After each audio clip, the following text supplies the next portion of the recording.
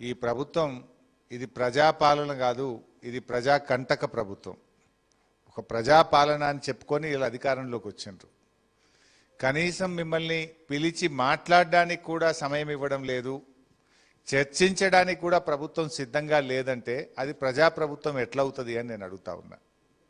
ఇప్పుడు రేవంత్ రెడ్డి గారు నేను సూటిగా అడుగుతా ఉన్నా, నువ్వు 70,000 ఉద్యోగాలు ఇచ్చినా అన్నావు, 70,000 మందికి నియామక పత్రాలు ఇచ్చినా అని చెప్తున్నావు. ఆ 70,000లో ఈ 6,000 కూడా భాగమే కదా. మరి జీతం లేనిది అది నియామక పత్రం ఎట్లయితుంది?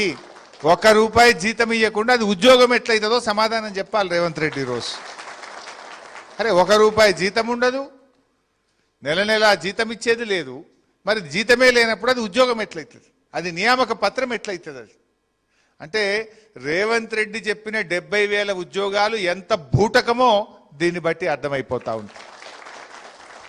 ఏమనంటే నేను 70,000 ఉద్యోగాలు ఇచ్చిన అంటాడు. ఆ 70,000లో ఈ 6,000 ఉత్తదే కదా, ₹1 జీతం లేదు.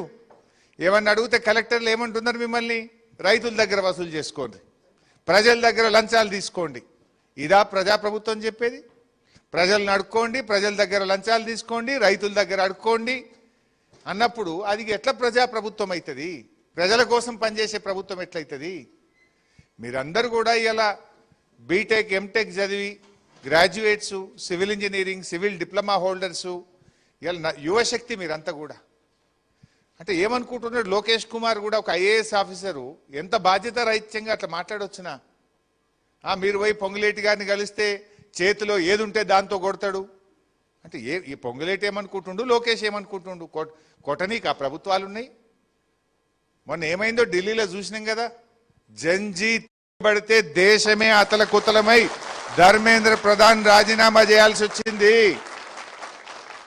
ఈ 6,000 మంది యువత తలుచుకుంటే ఏమై ఒక్కసారి ఆలోచించుకోమని రేవంత్ రెడ్డికి పొంగులేటిని హెచ్చరిస్తా ఉన్నా. యువశక్తి, మేధాశక్తి, చదువుకున్న విద్యావంతులు ఈ 6,000 మంది కానీ, ఇది 6,000 అంటే వ్యక్తులా? వీళ్ళు 6,000 కుటుంబాలు, 6,000 శక్తులు. వీళ్ళు తిరగబడితే ఏమవుతుందో ఒక్కసారి గుర్తు తెచ్చుకో. గట్లే పిల్లలు ఈ పిల్లలతో ఏమైందంటే పిల్లలు కాదు చిచ్చర పిడుగులని ఢిల్లీలో చూపించింది. మొత్తం దేశం కదిలింది. మరి 6,000 మంది యువత కదిలితే మరి ఏమవుతుందో ఒక్కసారి ఆలోచించుకోండి.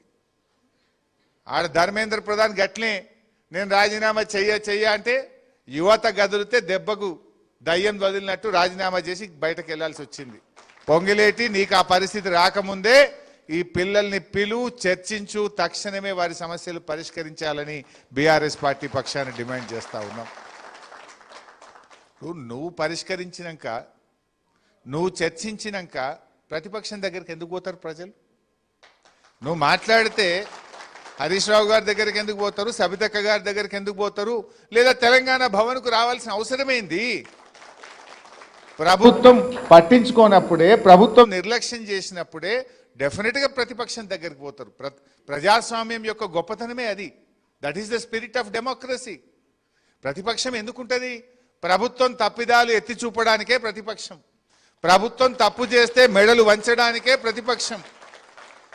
ఏ ప్రజలు కష్టాల్లో ఉన్నా, ఏ ప్రజలు ఇబ్బందుల్లో ఉన్నా ఆ ప్రజల గొంతుకగా పనిచేయడానికే ప్రతిపక్షం ఉంటుంది. ఇక్కడ ఈ 6,000 మంది నిన్న పాపం ధర్నా చేస్తే ఒక్కొక్కరిని ఒక్కొక్క పోలీస్ స్టేషన్ తీసుకుపోయారు. హైదరాబాద్లో ఉండే అన్ని పోలీస్ స్టేషన్లే తీసుకుపోయినరు.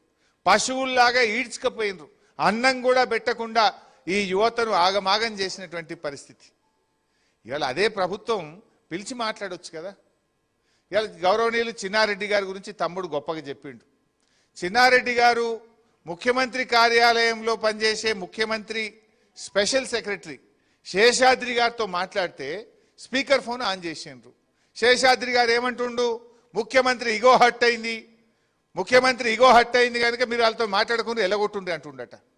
ఇదా సీఎం ఆఫీస్ ఇచ్చే స్పందన? ముఖ్యమంత్రి కార్యాలయం ఈ రకంగా మాట్లాడొచ్చునా? శేషాద్రి గారు నీకు ఇది తగునా అని నేను అడుగుతా ఉన్న శేషాద్రి గారిని. ముఖ్యమంత్రి ఇగో ముఖ్యమా, ప్రజల బాగోగులు ముఖ్యమా? ఎవడి మీద ఇగో? ఈ ప్రజలు ఓట్లేస్తే ఈ ప్రజలు పెట్టిన భిక్ష ముఖ్యమంత్రి పదవి. శేషాద్రి నీకు వస్తున్న జీతం ఈ ప్రజలు కట్టే పన్నుల నుంచే నువ్వు జీతం తీసుకుంటున్నావు మిస్టర్ శేషాద్రి. ఇలా ప్రజల్ని పట్టుకొని ముఖ్యమంత్రి ఇగో హట్ అయింది. ముఖ్యమంత్రి ఏమైనా గాల్లకెళ్ళి ఊడిపడ్డా? ఈ ప్రజలు కలిసి పెట్టిన భిక్ష అది. ఇలా ముఖ్యమంత్రి ఇగో హట్ అయింది, వాళ్ళతో మాట్లాడొద్దు, వాళ్ళని ఎలగొట్టుండ్రి. What is this? ఇదేమన్నా ప్రజాస్వామ్యమా ఇంకేమన్నా?